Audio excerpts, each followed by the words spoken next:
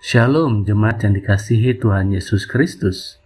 Renungan harian 4M Sinode GKO dibuat dengan tujuan agar setiap kita pada akhirnya mandiri dalam menggali isi Alkitab dan tema khotbah minggu berdasarkan panduan yang ada. Hal ini pun sangat baik bila direnungkan bersama anggota keluarga dan sahabat, sehingga terciptalah suatu gaya hidup merenungkan firman Tuhan dalam rumah tangga dan gereja. Renungan harian 4M Sinode GKO dituangkan dalam bentuk buku maupun audio dan video. Dalam bentuk audio dan video ini, kami hendak menyapa jemaat dan memberi inspirasi bagaimana menerapkannya dalam keluarga. Mari kita tenangkan hati dan pikiran kita untuk mendengarkan renungan berikut ini. Shalom, hari ini kita akan merenungkan firman Tuhan dengan tema kita tetap berada di dalam Allah dan Allah ada di dalam kita. Dengan nats bacaan dari 1 Yohanes 4 ayat 12, 13 dan ayat 15 sampai 16. Namun sebelum kita merenungkannya, mari kita satu dalam doa. Kita berdoa. Kami menghadap Tuhan, meminta pimpinan-Mu, menuntun kami dalam perenungan firman-Mu pagi hari ini. Sehingga lewat firman-Mu kami boleh bertumbuh di dalamnya. Keluarga kami boleh bertumbuh. Gereja kami boleh bertumbuh. Sehingga nama Tuhan dimuliakan. Dalam Kristus kami sambut firman-Mu. Amin. Sebelum kita merenungkan, kita akan membaca firman Tuhan dalam 1 Yohanes 4 ayat 12, 13, dan 15, 16. Saya minta tolong untuk membacanya. 1 Yohanes 4 ayat 12 sampai 13 dan 15 sampai 16. Tidak ada seorang pun yang pernah melihat Allah. Jika kita saling mengasihi, Allah tetap di dalam kita dan kasih-Nya sempurna di dalam kita. Demikianlah kita ketahui bahwa kita tetap berada di dalam Allah dan Dia di dalam kita. Ia telah mengaruniakan kita mendapat bagian dalam Roh-Nya.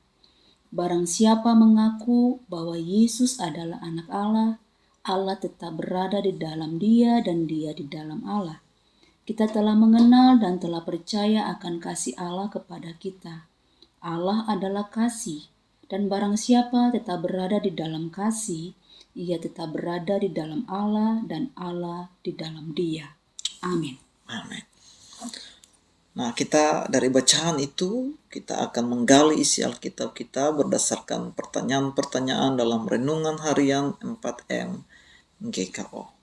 Pertanyaannya yang pertama adalah, siapakah yang pernah melihat Allah menurut ayat 12? Firman Tuhan katakan bahwa tidak ada seorang pun yang pernah melihat Allah.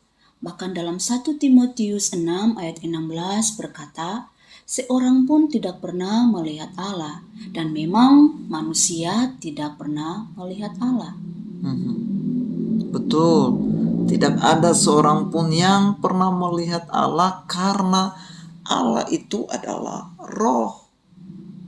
Jadi kita nggak bisa melihat Allah secara fisik. Sekalipun di dalam perjanjian lama dikatakan bahwa Musa pernah melihat Allah dalam semak duri yang terbakar.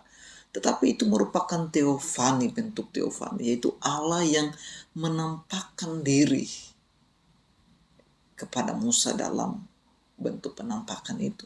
Tetapi secara hakikatnya, secara fisik kita tidak bisa melihat Allah itu sendiri. Sekalipun kita nggak bisa melihat Allah karena Allah itu roh, namun kita dapat merasakan kasih dan kehadiran Allah dalam hidup kita.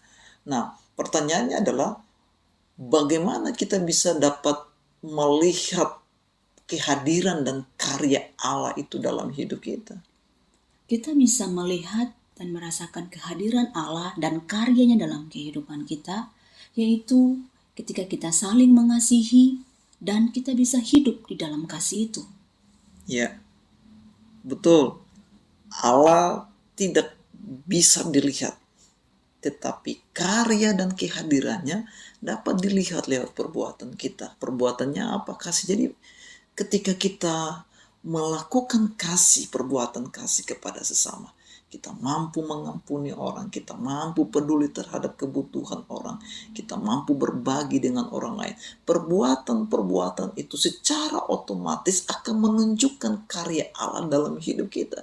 Jadi Allah yang tidak kelihatan itu bisa terlihat dalam perbuatan kasih kita. Sehingga lewat perbuatan kasih kita, orang dapat melihat dan merasakan sendiri karya kehadiran Allah yang nyata dalam perbuatan kasih kita.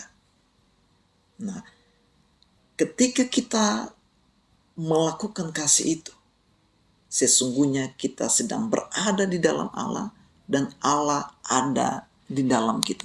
Jadi kunci kita mau membagikan kasih, mau melakukan perbuatan kasih adalah ketika kita hidup di dalam Allah, kita tinggal di dalam Allah. Itu dasar kuncinya. Dan sama ukuran untuk bagaimana kita mengukur seseorang bahwa dia tinggal atau hidup di dalam Allah ketika dia mampu melakukan kasih itu.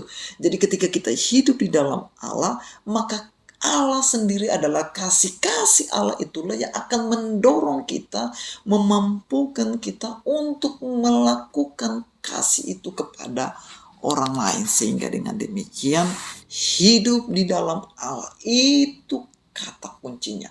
Orang yang hidup di dalam Allah, dia mampu mempraktekkan kasih, dia mampu menerapkan kasih, dia mampu melakukan kasih. Oleh sebab itu, mari kita hidup di dalam Allah. Nah, saya akan membaca pokok pengajaran dalam renungan 4M kita. Tidak ada seorang pun yang pernah melihat Allah. Musa pun hanya melihat penampakan dari Allah melalui semak duri berapi. Meski Allah yang tidak bisa kita lihat, namun kita bisa merasakan kehadirannya dalam hidup kita.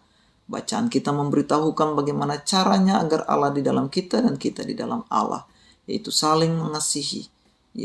Yang kedua, ia telah mengaruniakan kita mendapat bagian dalam rohnya. Yang ketiga, apabila mengaku Yesus adalah anak Allah. Dan yang keempat, apabila kita tetap berada di dalam kasih itu. Amin. Tuhan Yesus memberkati kita. Dan berdasarkan renungan firman pengajaran tadi, apa komitmen kita selanjutnya? Ya, komitmen yang kita harus ambil adalah kita harus hidup di dalam Allah, supaya Allah mendorong kita untuk hidup di dalam kasih itu. Ya, itu komitmen kita, hidup di dalam Allah. Mari kita berdoa. Ini komitmen kami Tuhan. Kami mau hidup di dalam Engkau. Kau mau tinggal di dalam Engkau. Sehingga kami mampu melakukan kasih itu kepada sesama kami. Mampukan kami Tuhan, tolong kami. Dalam Kristus kami berdoa dan bersyukur. Amin.